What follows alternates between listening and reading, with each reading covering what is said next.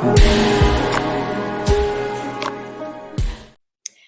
everybody had a fantastic holiday season. I guess it's still technically the holiday season, right? We got New Year's coming up. We're all excited for 2024, but there's only 2 weeks left of the NFL season. I don't know. I would say we're probably not excited about that because I don't know where the time went. But what is exciting is the next 2 weeks are going to be filled with lots of drama and excitement.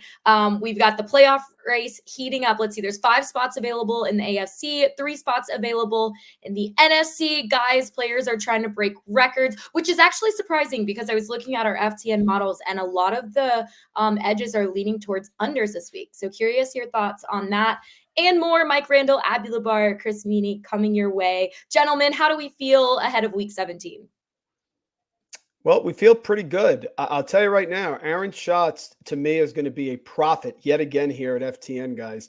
He predicted San Francisco and Buffalo. Now, I know, because Brock Purdy looked terrible. So that means recency bias, which is my theme today, must be that they're not good. But how about the fact that 5 weeks ago we had the Bills dead and buried, and now they look refreshed and replenished? I think he's got a shot, guys, to get at least one, if not both of those Super Bowl predictions to the finish line in February. Yeah, I still like where the Niners are at. Just credit to Baltimore, right? I think we talked on the show last week about how that line was disrespectful. Like +6, you were getting the Baltimore Ravens at +6. The best defense in football had allowed 5 yards per attempt and made Brock Purdy look like the last pick in an NFL draft. So credit to the Ravens. I think he's going to get one of those 2 picks, right, in terms of San Fran going to the Super Bowl. But I don't know if he's going to get the Bills, but something we talked about on the show, Mike specifically jumped on the future of Buffalo winning the AFC conference, getting to the Super Bowl.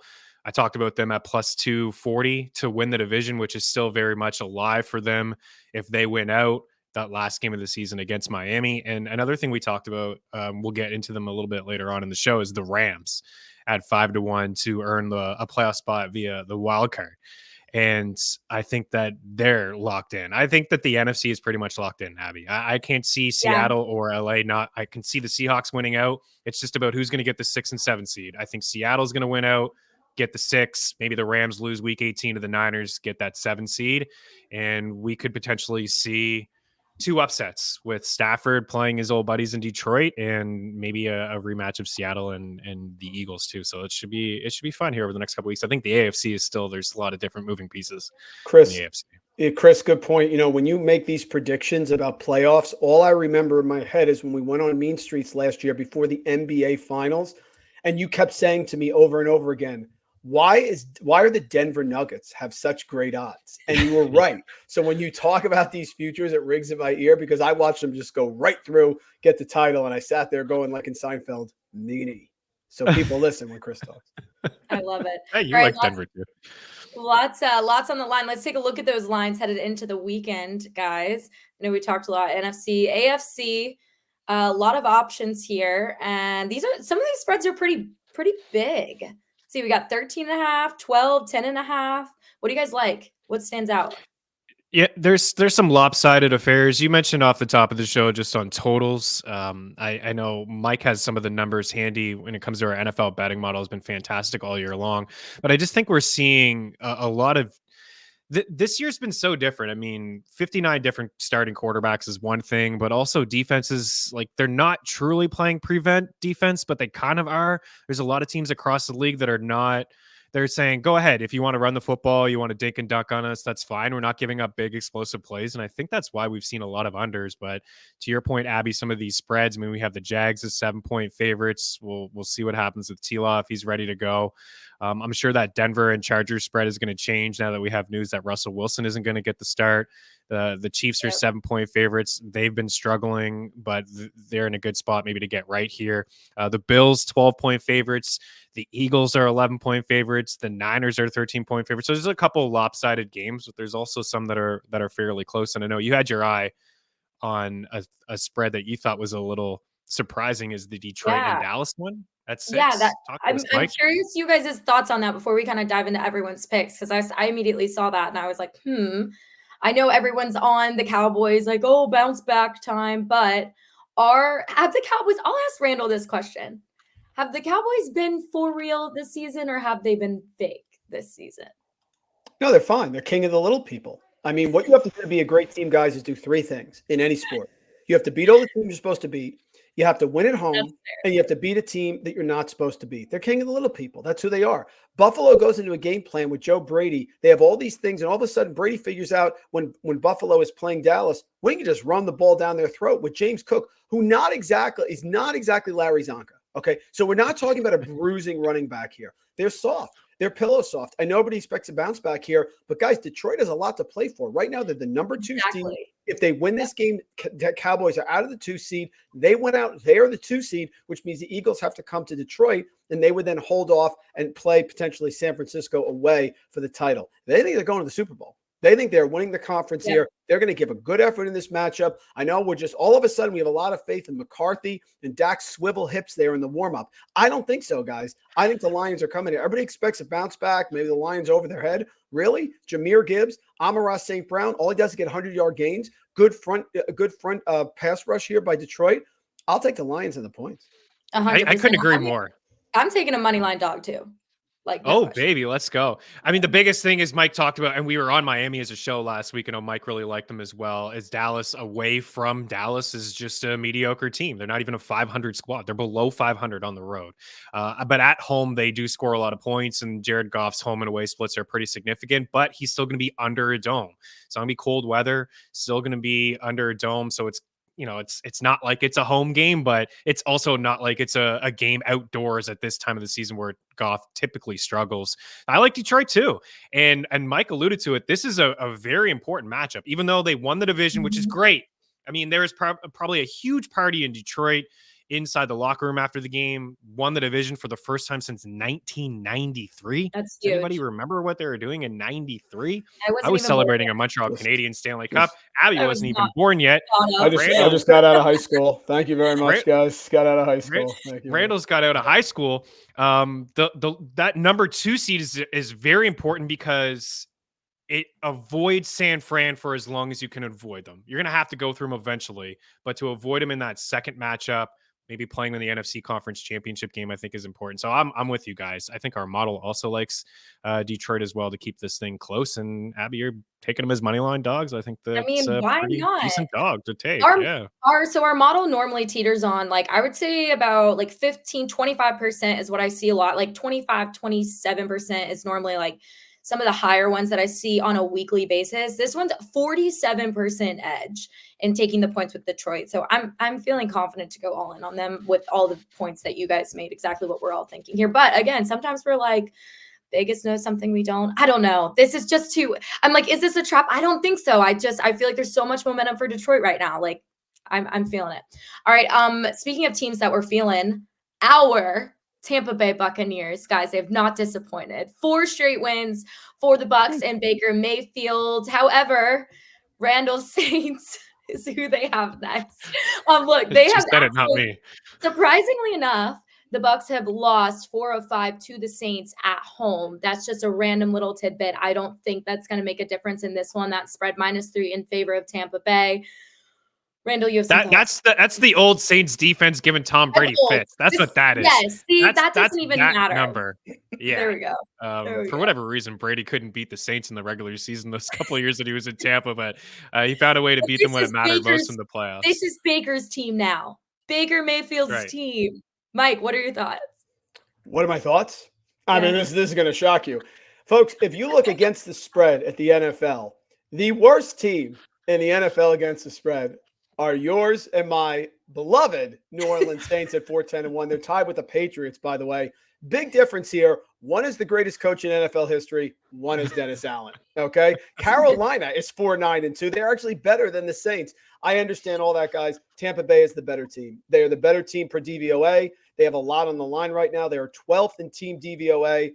We have the Saints here who are 18th, substantial difference. Saints are also bad on offense. We know this. I'm thrilled that Alvin Kamara can have 25 receptions for 26 yards. That's great. I don't trust the Saints defense. You saw you have Mike Evans now ready to go crazy against the Saints. Rashad White has been the dead zone running back of the year. They're just playing too well. Guys, Baker Mayfield, more passing yards and more passing touchdowns than Lamar Jackson. I'm just saying. No way. That's good. I believe in Tampa Bay. I believe in the Bucs. I've been fading the Saints. It's been very profitable. We got their season long under. I just don't buy the Derek Carr, Dennis Allen connection. I don't. Derek Carr with the new offensive coordinator coming into the year, he has always struggled. He is a mediocre quarterback, and that is fine. That is not going to get the win here. Laying the points with the Bucs. This is surprising no one, of course.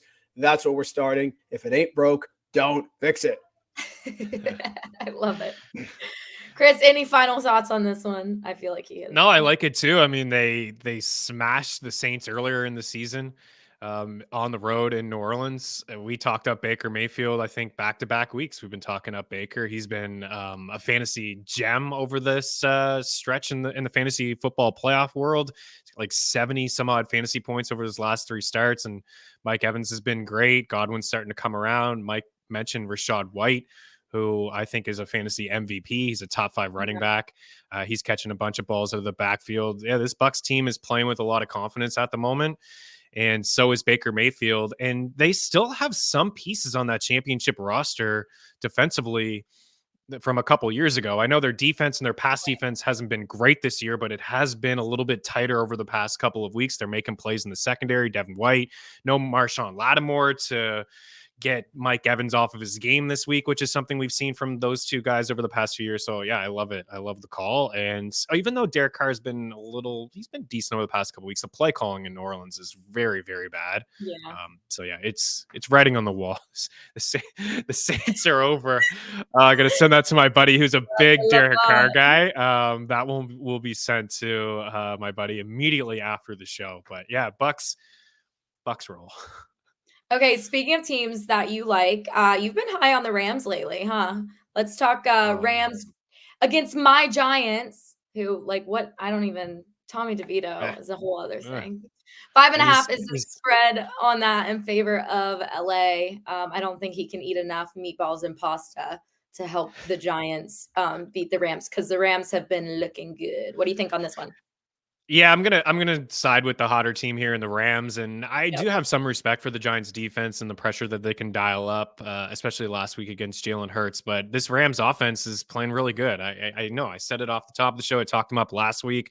I think they're going to make some noise in the playoffs too. Like, this is a team a couple years removed from winning a Super Bowl. Matthew Stafford is healthy. The biggest concern I have is the offensive line. They are going to pressure Stafford, but I think that they'll do enough to win the game. I mean, defensively, they're making some plays as well. Kyron Williams can't be stopped. Puka Nacua can't be stopped. Cooper Kupp is an issue. Rams are making the playoffs. It's just about the 6 or the 7 seed. And I think that they're going to go in and beat Philly, or they're going to go in and beat Detroit. I think that I would give the experience factor to McVay and Stafford. Going up against, and I like Campbell, and Sirianni's did some good things, but there's an experience factor there. And I know I'm looking ahead here, but I really just like where this Rams team is at. And Kyron Williams, since he returned from the IR, has been unstoppable as well. He's getting a lot of work out of the backfield. They're just an offense is clicking right now all over the place. The Giants are going to go to Tyrod Taylor. Maybe they win that game against the Eagles if he starts, but this is still a team that has a lot of holes all over the field, in the secondary, giving up some big plays as well. And even though the Eagles struggle on offense, they almost put up 500 yards of offense on this Giants team. And it was a couple turnovers that hurt them. The Rams are taking care of the football. Stafford over his last 5 games got 14 touchdowns and 1 interception. So he's cooking at the right time. Hey, did anybody cash in on Cooper Kupp last week? I know it was pretty good value for an anytime TD. I know he was close. I think I turned it, or he switched games like right after he'd missed that touchdown. I think it was like plus 185 or something just for an anytime TD for Kupp. Do you guys have that?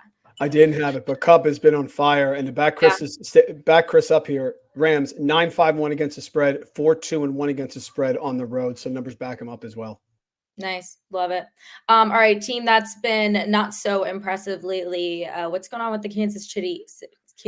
Oh, that's what's going on with them. Wow. Exactly. Kansas City Chiefs. No, we're not even Kansas City Chiefs. I like it.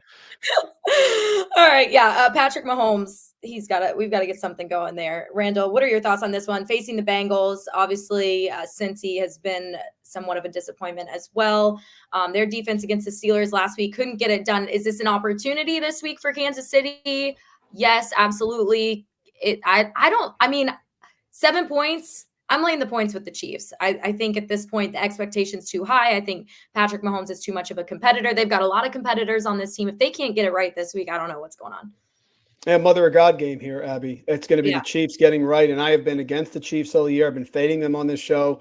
Beginning of the year, I was arguing with everyone all over the place that Travis Kelce is not a first-round pick, and he's had his 200-yard games, and that is about it. I think the Chiefs take advantage of I think the Chiefs take advantage of a bad Bengals defense, 26 in DVOA, 27th against the pass. They can't get a pass rush going. You know the Chiefs need a win here. This is a rivalry game, not with Jake Browning at quarterback. It's got to be Joe Burrow. Is Jamar Chase going to play? I have no idea. Joe Mixon, 2 yards in a cloud of dust.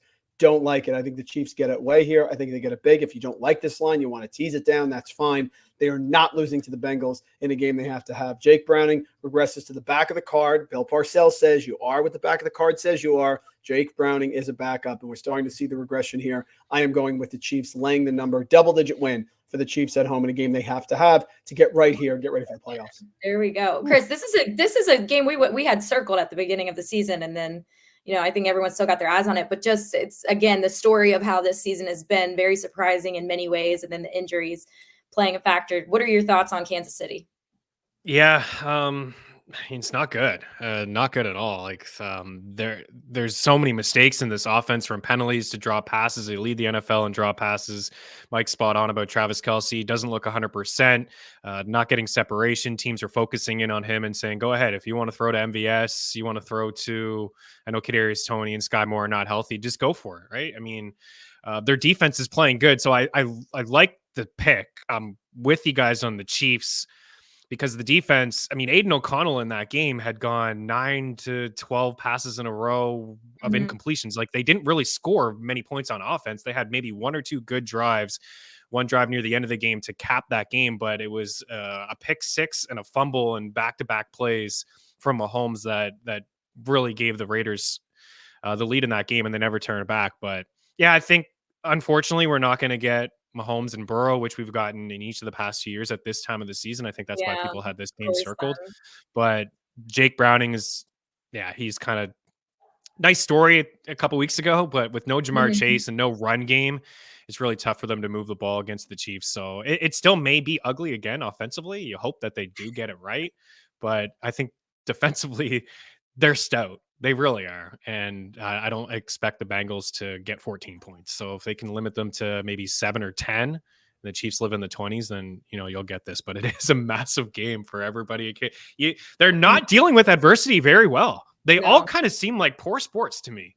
Like, Travis Kelce's throwing helmets on the sideline, and Mahomes Patrick Mahomes like yelling at nonstop. Yeah. You could read his lips, like, to Matt Nagy, get the play call in, like, give it to me. And I heard him on the Manning cast a few weeks ago, and he said one of his biggest pet peeves is when the offense doesn't get the play call into him within like 10 to 15 seconds. Like, get it into me, especially on the road when there's noise. And I know this game's gonna be at home, but there's clearly a disconnect with him, the offensive play calling, and some of the weapons, and maybe no Isaiah Pacheco either, but the defense is still really, really good, Abby. So it should be enough. Yeah, I got to throw in here our model, which has been scalding hot with double-digit edges.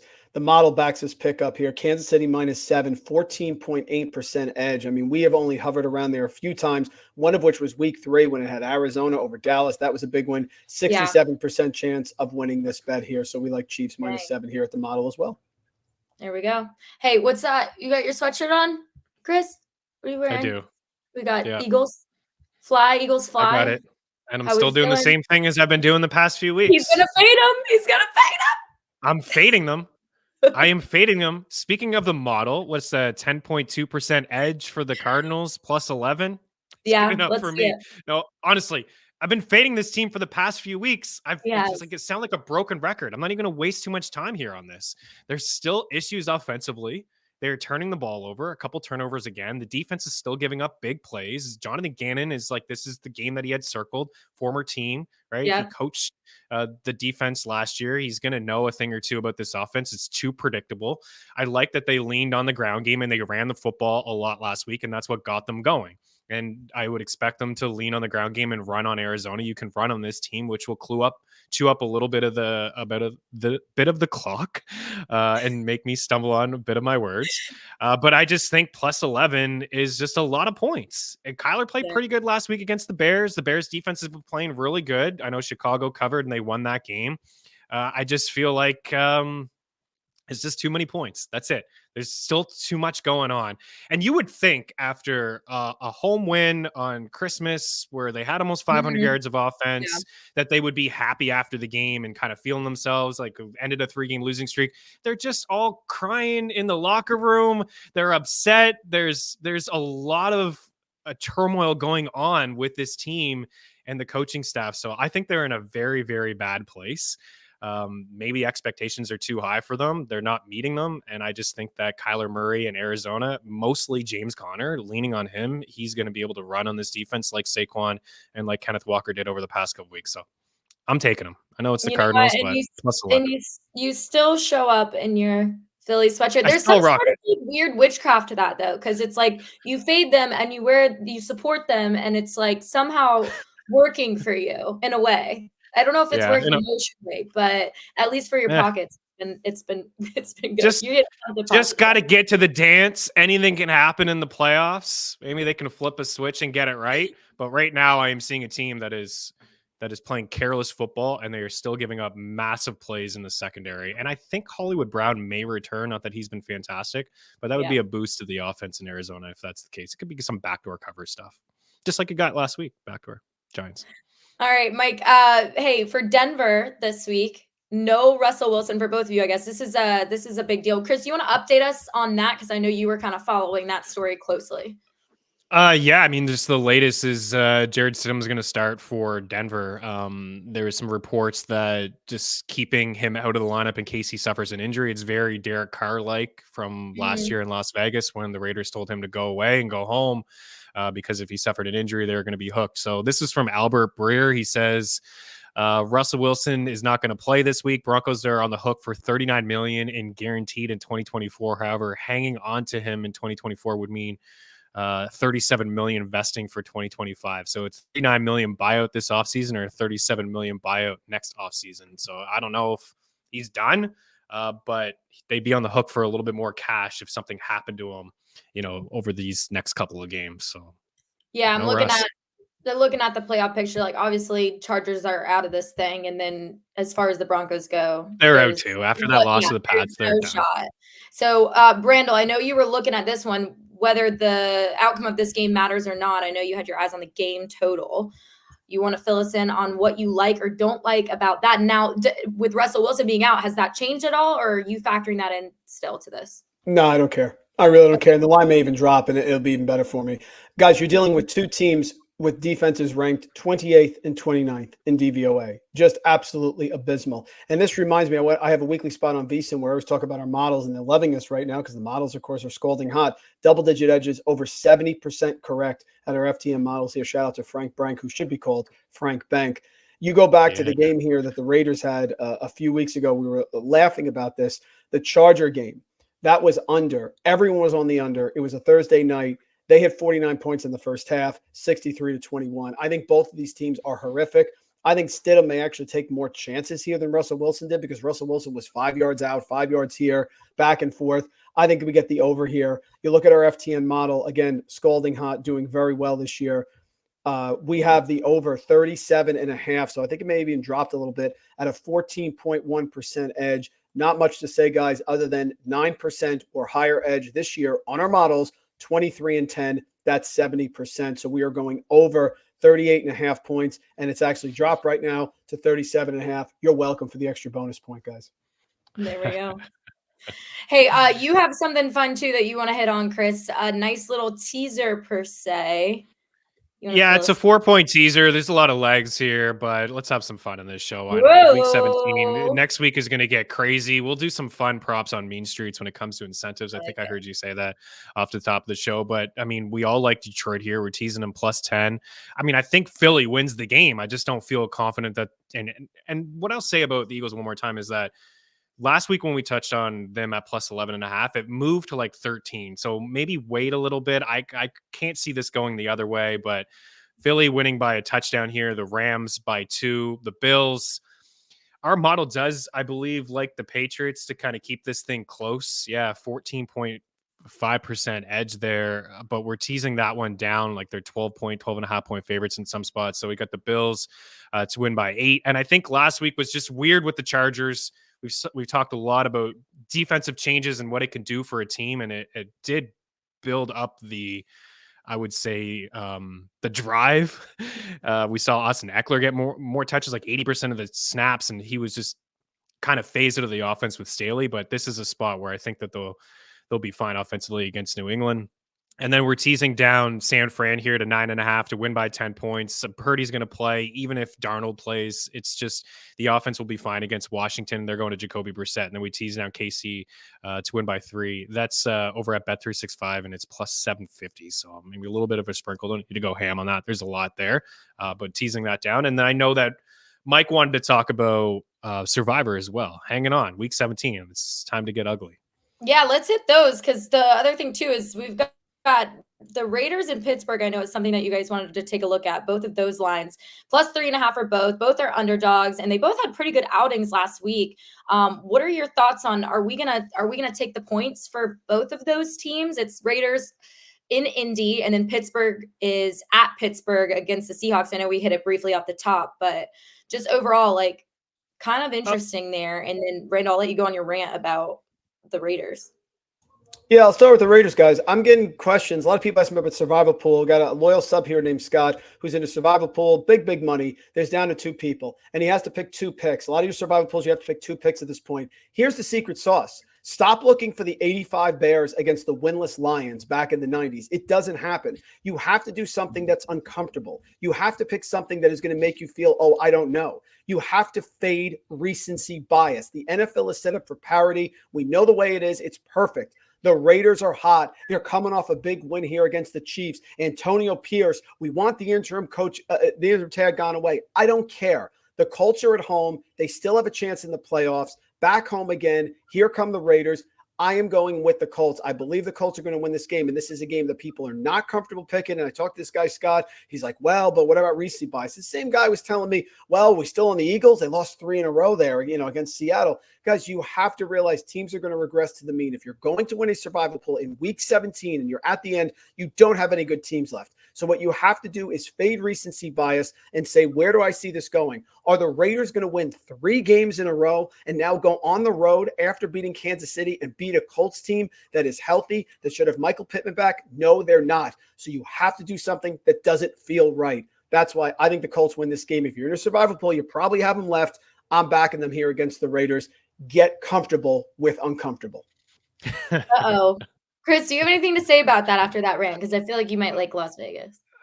I do. I like them to cover. I think that the Colts could certainly win the game, but Mike is right. Fair. I mean, at this point of the season, you may have Cleveland left potentially against the Jets. That's one that I like. But yeah, I don't know. Maybe I'm drinking in the Pierce Kool-Aid a little bit too much here, but I like them to keep this game within a field goal. Same thing with the Steelers. Mike was all over Pittsburgh last week. It was such a phenomenal call. It wasn't even close. Like, he didn't have to sweat that pick out at all, man. It's home dogs. And I know that they're going on the road, and Seattle's a tough place to play, but I think Rudolph is better for weapons like George Pickens, which we saw. I think we talked about that on this show. Pickens better with Rudolph, and we saw that. He had a massive game. I think that teams on the road can keep things tight. What I will say about the Raiders, and I get it, it's recency bias, but over these last couple of games, I mean, they got 12 sacks over their last 3 games. They got 4 defensive touchdowns. They got 5 fumble recoveries. They got 2 interceptions over their last 2 games. And Minshew has 9 picks in his last 10 games. So he's pretty sloppy as a quarterback. So I just think that the defense playing really good can keep this as a tight field goal game. But Mike is absolutely right. This means a lot for the Colts. They could get the division. They're seeing the Jags struggle, and all of 3 of these teams, including the Texans, all lost last week. So it's a big game for all 3 of those AFC South squads. And the fact that they are at home and they have a healthy Taylor, I give them the benefit of the doubt. But this Raiders team's playing with a lot of confidence right now, and that's a scary thing. They're a very, very different team than they were under Josh McDaniels. Listen, and I don't mind the hook, Chris, at all, because this is going to be uncomfortable. Okay. The fourth quarter, you're going to be losing here. But one, I countered with you. The turnover regression is going to come back to the mean. And number two, did we just forget that Aiden O'Connell didn't complete a pass for essentially 3 quarters? Everyone's forgot about that because the game ran away. So let's go back with that and go and have Minshew at home, who statistically is much better than on the road. Jonathan Taylor, Pittman with a touchdown, somebody get open deep, some turnover regression, and away we go. But I agree, Chris, this is not going to be 28-0 Colts. It's going to be uncomfortable, but be comfortable with uncomfortable. That's how you win a survival pool. I like that. Gentlemen, I love the passion. It's that time of year, our favorite passionate time of year. Hey, one more for you guys before we go, because this is essentially the game of the week, and we've been high on the Dolphins, but we've also been high on Baltimore. This one essentially determines the top seed in the AFC. It's in Baltimore, guys. The spread's 3.5 in favor of the Ravens. Our models are showing a 13% edge for the Dolphins to cover. I know there's a lot of questions regarding the receivers for Miami, but I mean, they've been able to show that they can game plan with the weapons that they have, regardless of who's in and who's out. Am I crazy for going Dolphins money line? What are you guys' thoughts on this one? Ace Ventura, I'm taking the Dolphins. There we No go. Ray Finkel in this matchup. Regression, big win by the Ravens. Last time we saw Tua, he was having a huge comeback against Baltimore. Baltimore defense solid. I'm not sold on the offense yet. I think it's a close game. I'm with the model, Chris. I don't know about you. I'm taking the Dolphins in the points. Yeah, I lean Dolphins in the points as well, but man, this Baltimore team, the defense is awesome. It's fantastic. And I would have said that before Brock Purdy had 1,000 picks last week. Like, Kyle Hamilton is fantastic. They just got so many good players. Clowney's generating pressure more than he ever did in his career. Patrick Queen, Roquan Smith, Humphrey. They just have so many playmakers on that side of the football field. Yeah, I think Baltimore wins the game, but I'll take the points. I don't think Waddle's going to play. And I think what we'll see, I think what we'll see is a lot of utilization of the backfield. Like, they're going to use all these guys, Jeff Wilson and Achane. Targets are going to go up, Mostert as well, because I think I don't think Waddle's going to play. I think they're looking long-term here. If he can keep him out one more week for that look ahead next week and that's a scary thing too, even though they're not going to look ahead too much, but next week there's a lot on the line next week against the Bills, potentially the division. But yeah, I'll lean Miami points, but Ravens win the game. Okay, I'll stay bold. I'll go Miami. I'll keep Dolphins. All right, guys, this was a fun one as always. What a year it's been. I know, like, we're obviously still have another show and we're going to talk Super Bowl and all that, but 2023, it was fun. I will see you guys next year. Guys, I hate when people say that. Guys, next year, let's start the show on location. Let's go to New Orleans. Start from there. What do you say? Perfect. Live from Saints. I'm in. I'm making attacks in the middle of the show. You know what? 2024, the year of the Saints. That's what I'm feeling. Just for Mike Randle.